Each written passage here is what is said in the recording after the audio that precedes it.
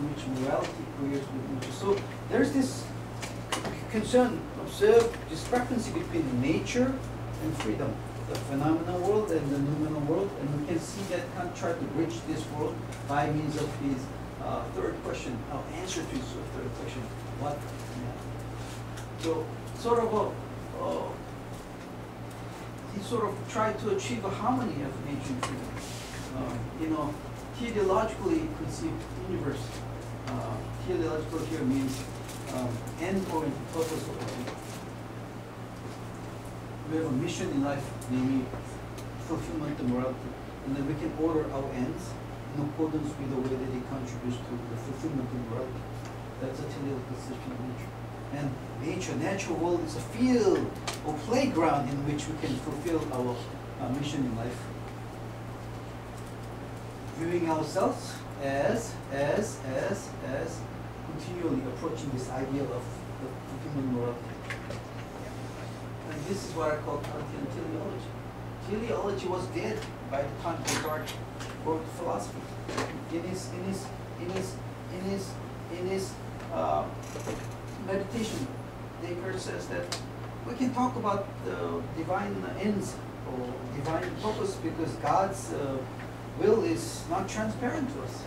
So he killed teleology basically. But this kind of theory of purpose is partially rehabilitating Leibniz, and here also we see a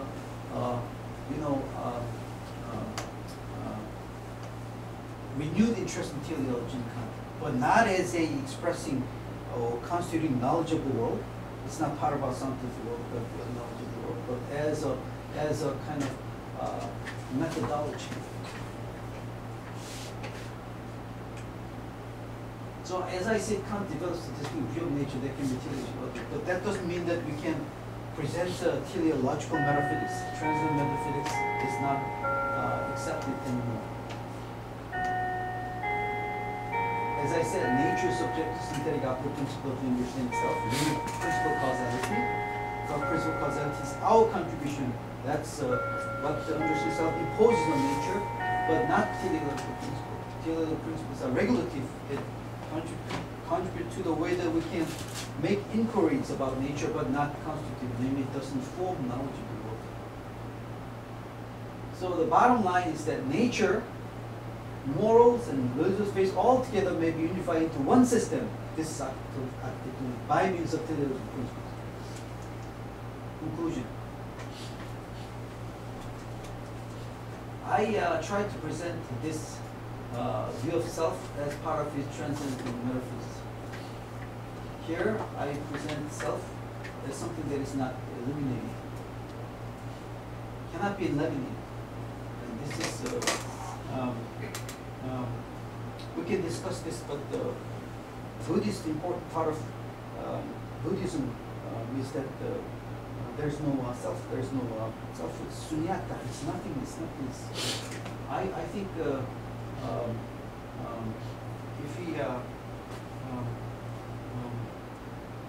if we can discuss this, but I think Kant has a core argument upon which this self cannot be eliminated in the way that Buddhist holds. And this, of course, part of Buddhism has many different schools of thought. For example, the Majjhimaka school, according to which the whole world is an expression of nothingness. But I don't think we can do a meaningful, significant, sound metaphysics of the self without a certain conception of self. And this is also culminates in this practical metaphysics. As I said, the doctrine of the promise is practical as well as theoreticalism. And also, I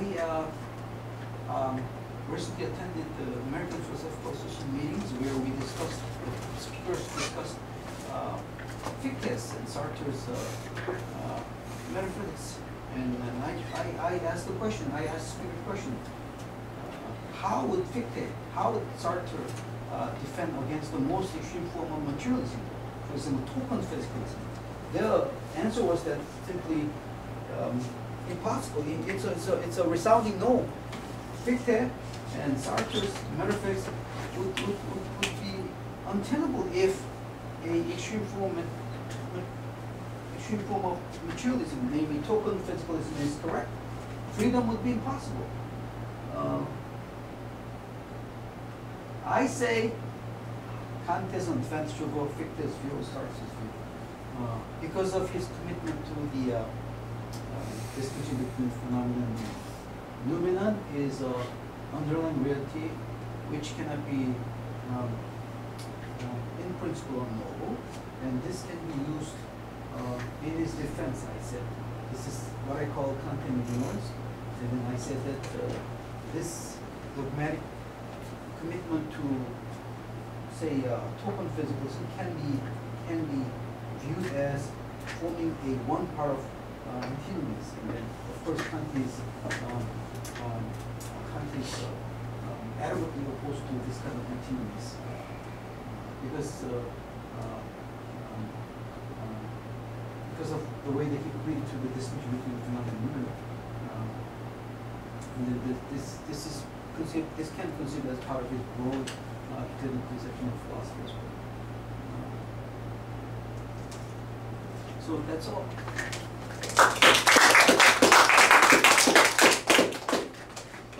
Any questions from our audience?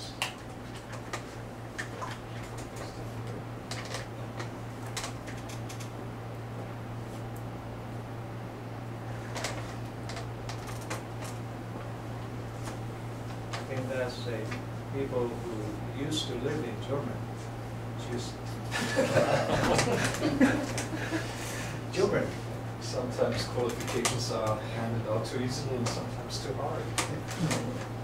Well, not only you, but we also have a faculty member. That's right, yeah, ladies first, please go ahead. I first want to have a coffee.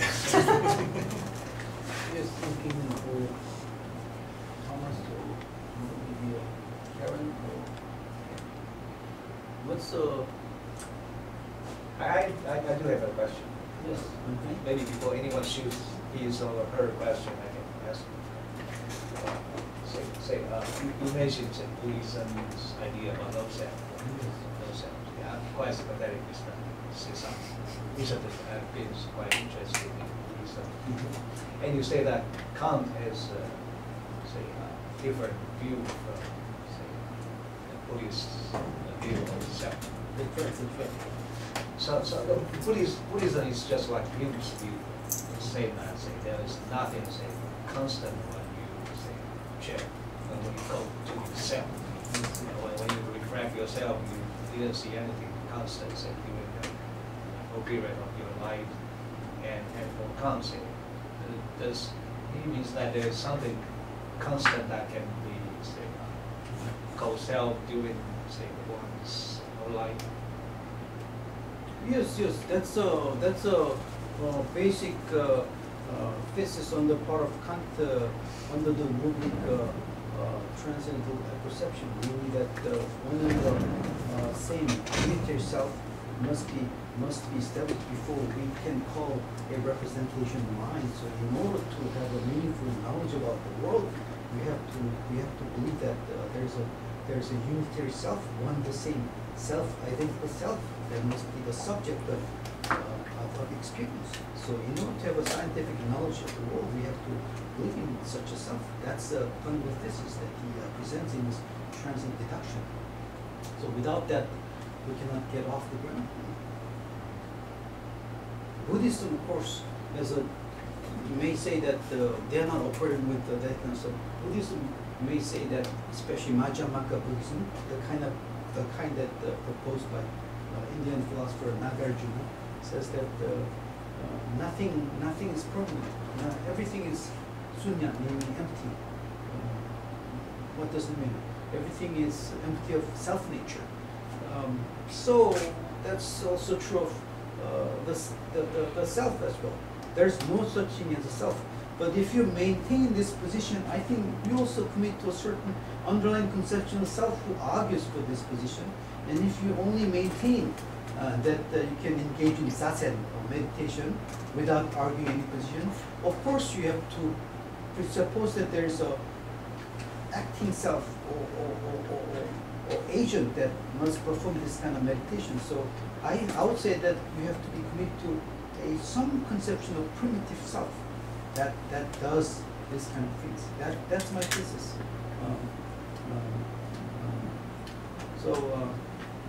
And that's how we can defend self against the Madhyamaka Buddhism. Yes, Thomas. Just as a quick follow-up. First of all, thank you very much for this wonderful talk. It's too rare that you have something like this here, and that's something very nice. And so to my It's a history of philosophy that he doesn't like. Ignore this opinion with all due respect. But I would like to follow up on the previous thing. I don't know very much about Buddhism, but I believe equating Buddhism so quickly with Hume is a little bit premature. Hume was an empiricist, as to my humble knowledge, and he had quite a solid and robust understanding of reality. And so this is something that would pretty much be doubted by Buddhism, by many branches of Buddhism. So that might be misleading to take this analogy too far. It's just Hume is famous for the complex self, the self over time, right? But he has absolutely no trouble to voice his opinions and to treat with these things as a subject. I don't see that there's a lot of analogy between Hume and Buddhism, in my humble opinion. Okay, the little I know about this. I have a more specific question to the, or maybe there's something to be objected to what I just said. A more specific question to the previous part of the critique of pure reason. You cite Strawson twice, but it seems, according to what you said, you do not really follow his way of interpreting the critique of pure reason as the famous bounds of sense, but more in the spirit of the Munich of our friend Dieter Hemlich and in the transcendental sense. Is that correct? Or? Yeah, I think Strawson is too harsh on Kant to tell the truth. So I like to come up with a more robust, more substantial notion of self presented by Kant, as opposed to Strawson. Strawson ends up with a very thin metaphysics to tell the truth, as he tried to present a mere theory of the structure of knowledge, without any commitment whatsoever to. He rejects transcendent idealism altogether. This kind of transcendent product would be impossible under Strawson's scheme. So, yes, yeah. Very analytical and very, even, I don't know, empiricist, very thin, very heavily committed form of empiricism, I would say. So just can we make sense of Kant without any even minimal commitment to metaphysical scheme of things? I would say no. So I object to Strawson's notion of this kind of thin commitment together, and also we like to come up with a more enriched, more fertile metaphysics of the self, if I may, and also they can come up with a better picture of the whole practical life in a community of reasonable and rational beings, I would say. So my perspective on Kant is not only from a narrow epistemic point of view, but also from a practical point of view, from a historical point of view, a cultural point of view, from the entire synoptic vision, I would say, if I may, Sellers. This is what you would understand, what you said, yes. Exactly, and that may cohere more with the English school as well. So I don't deny that. And the earlier point that you made about the connection between Hume and the Buddhism, I'm inclined to believe that Buddhism has many different schools of thought. Earlier I said Madhyamaka Buddhism, which is very popular in East Asian Buddhism, including Chinese Buddhism. Also, we have Weishi school, Xuanzang, Weishi school, consciousness of school, school of thought. And also we have Huayan Buddhism, we have Tiantai Buddhism. They all come with different notions of reality to truth.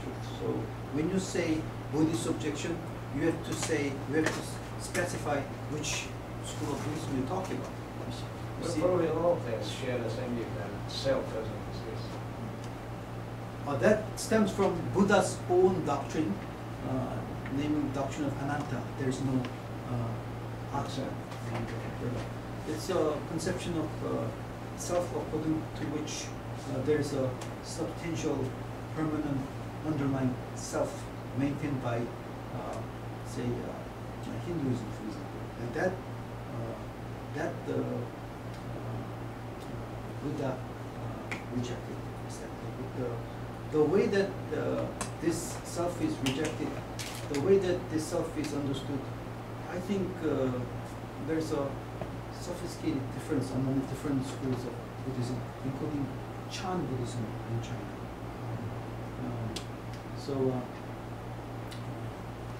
That's my understanding of Buddhism, and also that's my understanding of their view of non-self as well. So Buddha himself was very practical man. I don't have time to engage in metaphysical discussion, he says, because life is terrible. Life is a sea of pain. My job is to get my beloved folks out of this sea of trouble, not engaging in any kind of metaphysical debate. So that's Buddha's position. So, but we want to resolve the metaphysical issue. I mean, we are philosophers, so we have to engage certain sort of argument, one way or the other. Humean position, interesting. I think Hume is widely known as skeptic, and so skeptic against not only a substance but also self. But also he was a very sensible man, very commonsensical man. He calls it Pyrrhonian skepticism as opposed to mitigate. So you know what? He talks as if he engages in full-fledged skepticism, but as he says in his autobiography, he says that be a philosopher, but first of all, be a man. You have a life to live. So you have to engage. You have to engage in a certain sort of minimal sense of subject that you can live your life with. You see what I mean? That's a commonsensical part of Hume that we don't know much about, but there is that strand of thought in Hume, to tell the truth. I agree with you. If you read Hume carefully, it is not only this radical, skeptical side that we see, but also this mitigated, very practical, commonsensical man that we see in Hume as well. That's what I see in Hume.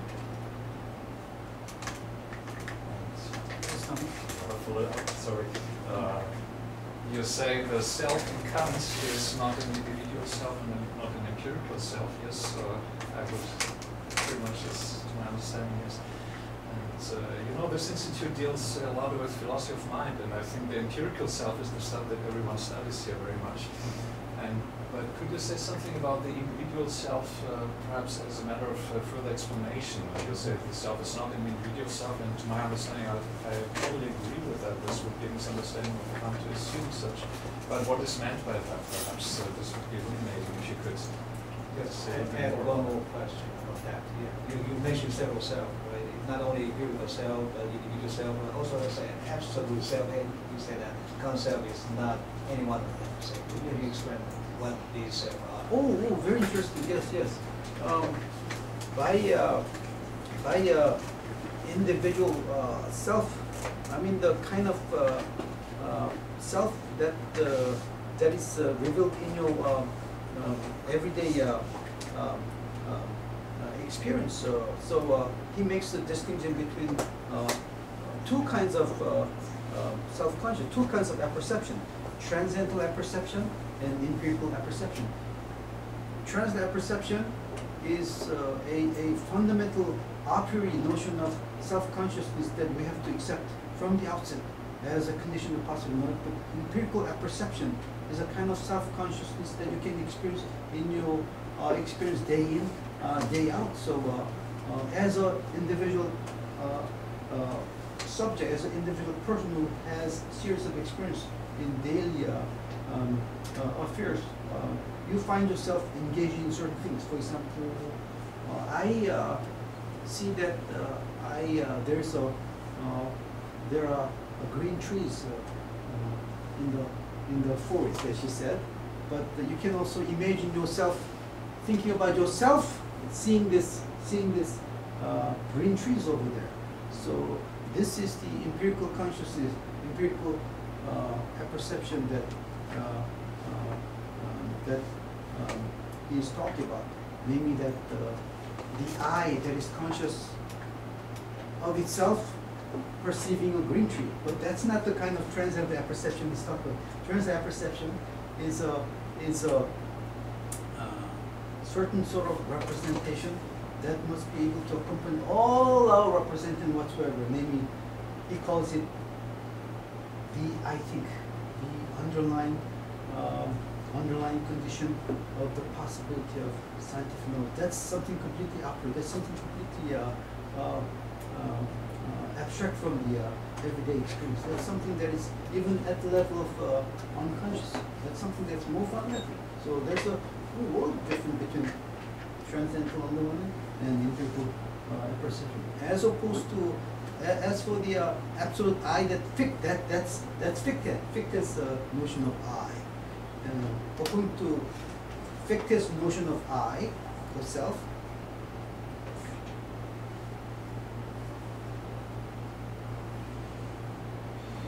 the I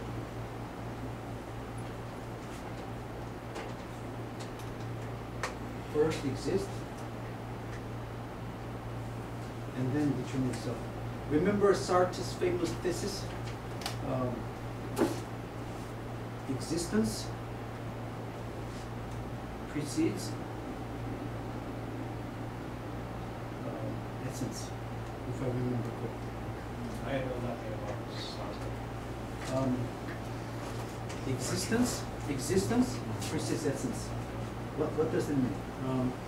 In the case of this cup, a craftsman, a manufacturer conceives, designs this cup and then comes up with a product in the cup. So there was first this idea of design, blueprint first, and then existence of this cup. So in the case of cup, essence precedes existence. First there was a idea, and then existence. But in the case of human being, we first exist, I first exist, and then we make up ourselves. We determine ourselves. We are so free that we can do anything and everything whatsoever that we want. So remember this is when you imagine Fichte's doctrine of the I. The I, in the case of Fichte as well, the I first exists as an absolute ground of everything. So I is a ground of everything that exists in the whole universe. So it's a sort of a fundamental ground, fundamental condition of the possibility of everything that exists out there. So that's what I call the absolute I. It's not only an epistemic principle, but also ontological principle. It's a creator of everything that exists out there. Kantian doctrine is not ontological doctrine. Kantian doctrine is not a return to a pre-critical transcendent metaphysics. It only talks about the possibility, the condition of possible knowledge. That's all. So that's a whole world different from Kantian notion and Fichte's notion. And what was the individual? Individual. Yeah, individual self. Yeah. Individual self. Individual self is a kind of self that we experience as he engage in daily activities, such as seeing the tree over there. That's what I mean. I gave an example of imagining myself seeing the tree. So that's a empirical self-consciousness. It doesn't sound to be very different from empirical self. Excuse me? It doesn't sound to be very different from empirical self. The individual self is basically same as empirical self. It's an individual notion of temporal, individual notion of experience that can go through in everyday life. That's all. So that's opposed to transcendental self-that I present so far. Yes, Carol. So, as you may agree with me that when we philosophize, we always have to start somewhere. And so for Kant, when he doing a transcendental deduction, he argues that the transcendental perception is based on how he analyzed the condition possibility for scientific knowledge or empirical knowledge. Exactly. And then he think that we must assume Yes. transcendental perception. Yes, That's sir. the condition of possibility. That's the Yes. ground condition of possibility. That's right. Okay, so I'm curious about when he made that argument, so-called transcendental argument, what he needs to presuppose. I see. Excellent. That's something to methodology. This is called transfer method, or this is sometimes called analytic method. So analysis or analytic method is a way in which you argue for the possibility of condition, the possibility of something only when this something is something that you can accept universally as a established knowledge. So he certainly believed that Newton presented the best form of scientific knowledge in his mechanics, and also he certainly believed that Euclid presented, for example, the best form of geometry out there. So he clearly argues that these two forms of sciences presents synthetic a priori knowledge. So his main leading question in philosophy is how are a priori synthetic knowledge possible? Namely that the kind of a priori synthetic knowledge expressed by Newtonian mechanics on the one hand and Euclidean geometry on the other. Those are the things that we cannot deny or we can dispense with. So his procedure is to accept this established a priori synthetic knowledge and then proceed to come up with an appropriate underlying condition of their possibility. So what are the conditions of possibility of those claims? He says that on the one hand we have the conceptual component in our a priori apparatus, namely categories, those fundamental, those pure concepts of understanding, which he presents under 12 different forms, following the 12 different fundamental categories of judgment. And on the other hand, he says that space and time must be the forms of the way in which we intuit the world, two forms of intuition as well. So those are the kind of the way that he argues for the transient condition of possible knowledge under analytic procedure. So my follow-up question is, imagine the contemporary philosophers who want to make a contemporary version of transcendental argument on behalf of Kant's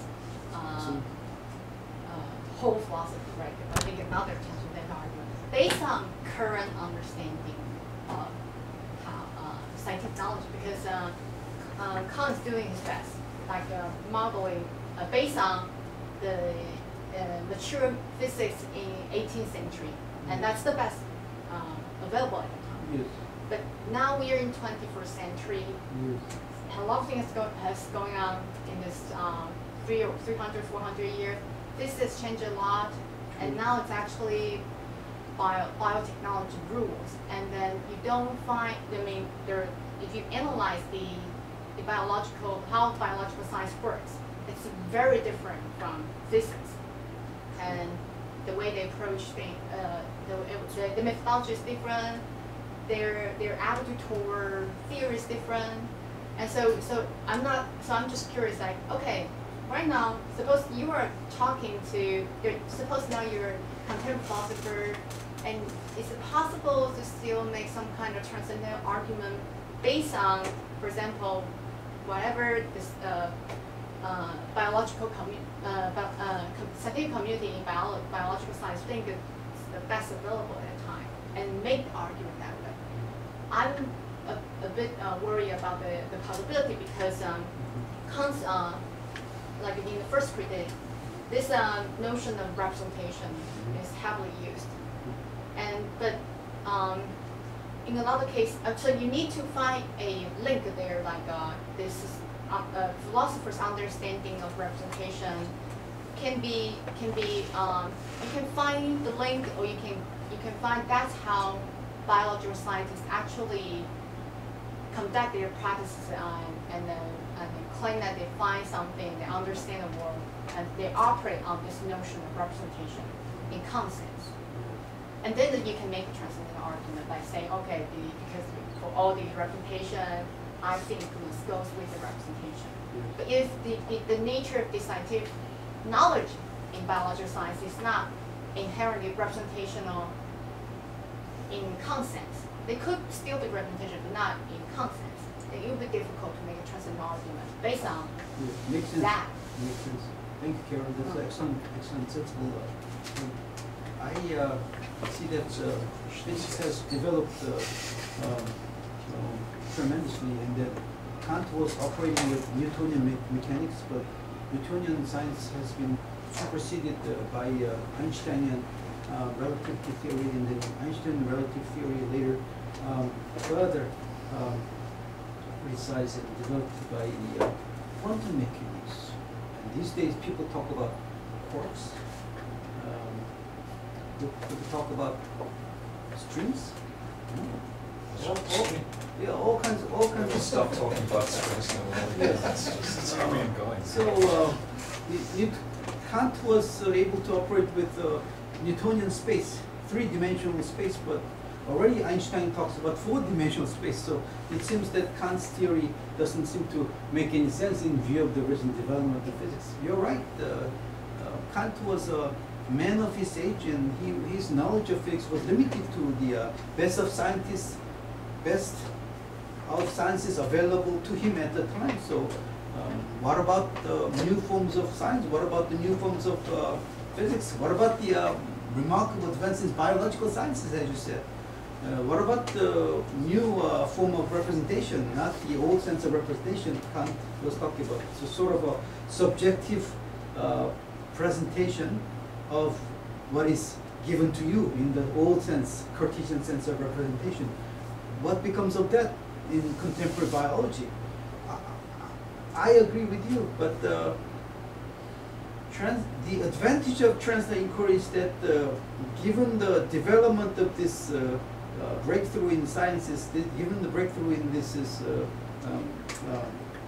new forms of sciences, I think we can still try to make sense of these advances and breakthroughs in sciences from a broadly Kantian transcendental point of view. Because now, instead of talking about representation, we can talk information, for example, or we can talk about cells or other forms of biological functions, for example, and then we can try to come up with new forms of the condition, the possibility of knowledge or information flow as opposed to knowledge. I think that's the advantage of analytic method that I mentioned earlier, and then perhaps we cannot stay with the old frame of transcendental project that Kant left us, but perhaps we can still continue with the same form of argumentative strategy dealing with this kind of new breakthroughs. So you're exactly right to point out that his notion of representation is very Cartesian. And then, so if we work in that central notion of representation to fit better with it depends on which community, scientific community deal with, and then see if that's some sort of Kantian transcendental argument still can be made. I think that would be interesting work. That's right. And furthermore, if you can take a step further, and then perhaps relying on Charles Taylor's interpretation of Hegel. Hegel thinks that the conceptual framework changes over over history, over a period of time, as human beings develop, as human beings progress, we come up with new forms of conceptual and epistemic enterprise. And then Hegel's project, according to Charles Taylor, is to come up with a transcendental condition of the possibility of different forms of what Hegel calls shapes of consciousness. And we can come up with a very historical, developing, evolving, dialectically progressing notion of this scientific epistemic enterprise. So you can even give a Hegelian historical spin to all of this development in sciences as well, using this analytic method as well. But that's an excellent suggestion. Yes, Jonathan? Yeah. At the end of the talk, you were talking about how Kant has a better response to the token physicalist than Sartre does. And I was just wondering if you could say that again. I didn't totally understand what Kant's response was. Yes. In the last meetings in Seattle, the AP meetings, Sartre is known for his well-known commitment to radical form of freedom. At the price of, Kant was a determinist in the natural world, as you know. He believed that this natural was governed by Newtonian principle, causality, and stuff like that. Complete determinist worldview. Yet he tried to insert a non-natural, intelligible frame of causality as well. On top of that, so his view is that one and the same action may be determined from an empirical point of view, from a scientific point of view, but free from a practical point of view. That's how he tried to resolve the conflict between determinism and freedom. You see what I mean? But Sartre says that, Sartre even denies determinism. He says that human beings are by nature condemned to be free, so to speak, condemned to be free. So we are radically free, unconditionally. But what if determinism is true? What if materialism is true? What if token physicalism is true? What if the most radical form of disappearance, this is, what do you call that? The San Diego people,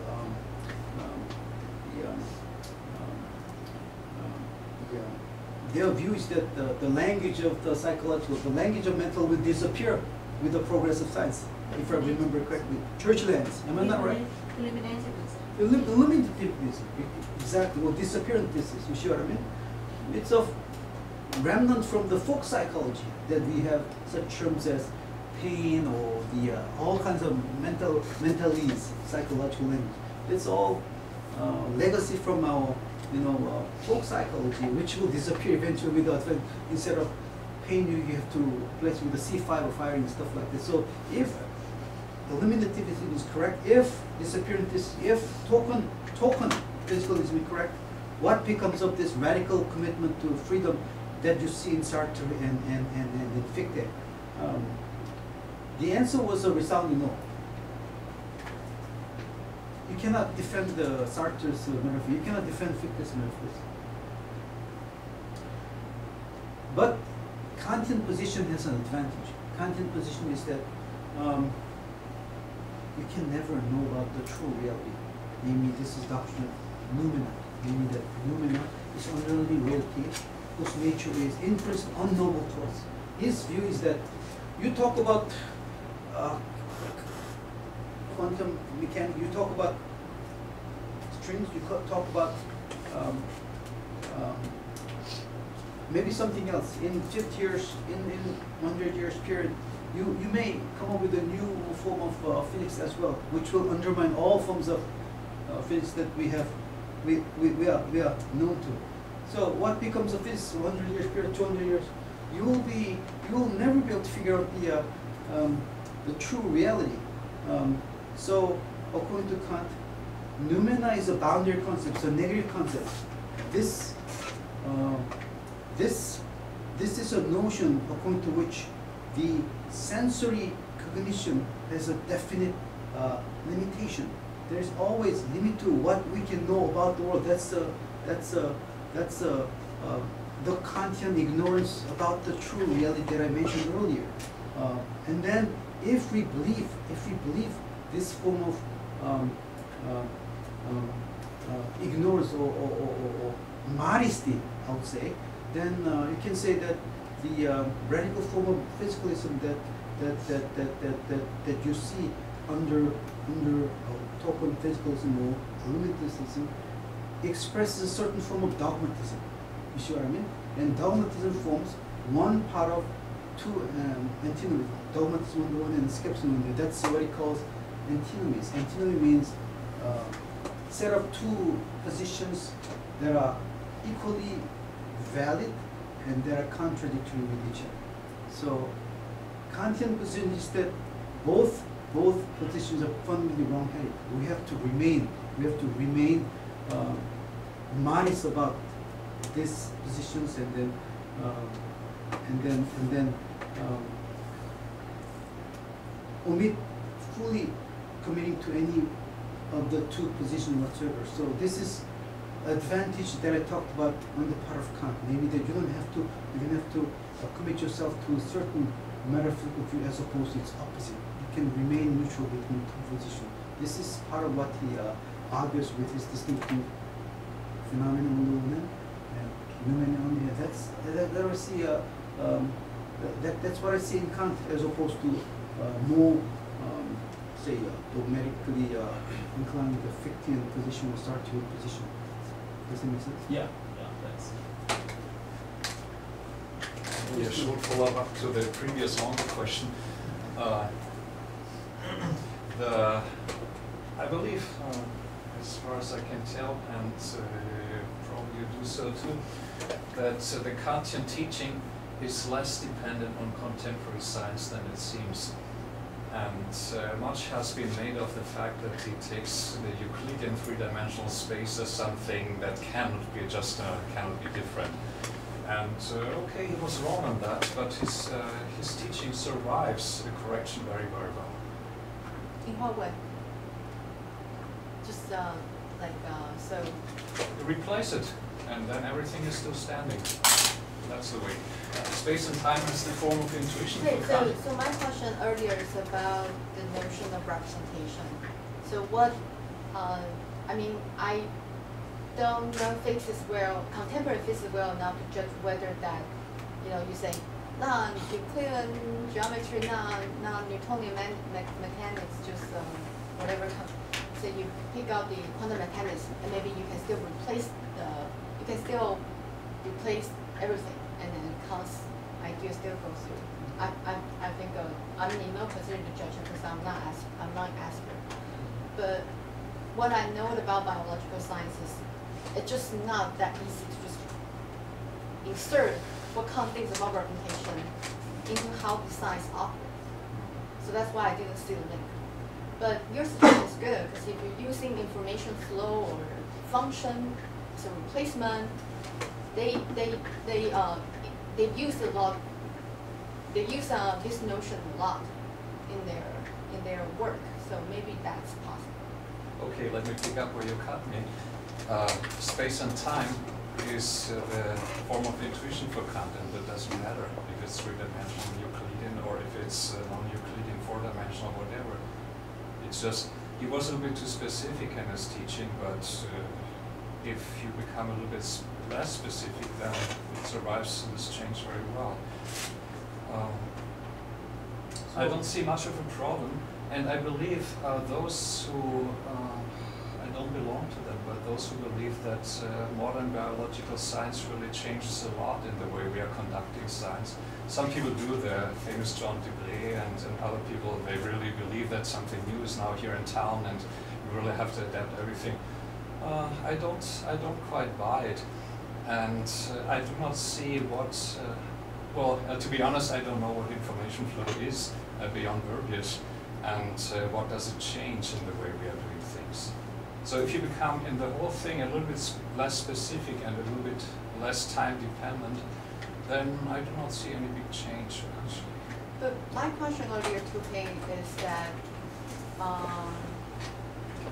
in order to make that argument in transcendental deduction, so I start with a question asking just whether you think Kant would need to presuppose anything. And the answer I got is presupposing Newtonian mechanics. Best of science is Certain understanding of what the nature of scientific knowledge. So I need one reason to convince me on Kant's understanding of the nature of scientific knowledge carry through and still standing when we look into contemporary sciences, physics sciences, biological science, that understanding is still standing, then I'm convinced. So that's one reason I want to listen to. May I combine these two excellent contributions and present my own take on the issue here?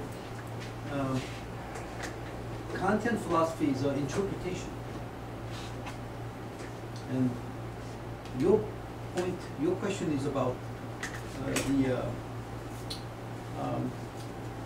conceptual changes, the new advances in sciences, what becomes a Kantian interpretation. His view is that that's an interpretation.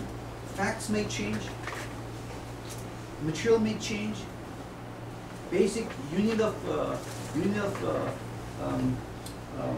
scientific knowledge may change, but the interpretive tools may remain the same. Namely that if space and time are forms of our intuition, that shows that no matter what sciences tell us about the reality, the nature of the reality, the nature of reality always depends on the viewpoint that we take, the perspective we take on reality. And one way in which you can talk about this viewpoint, one way you talk about this perspective is forms of intuition. That's the way in which we interpret the data given in sciences, the achievement in sciences.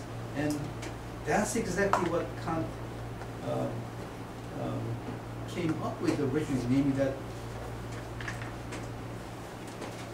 we human beings make decisive contribution to the way that we view the world. And that's exactly what he meant by forms of intuition. And as for the actual content of this intuition is concerned, Kant was talking about three-dimensional Euclidean space, but that has been superseded by the four-dimensional or other forms of space. But that doesn't show that Kant is wrong. That only shows that we have new data, we have new scientific breakthrough that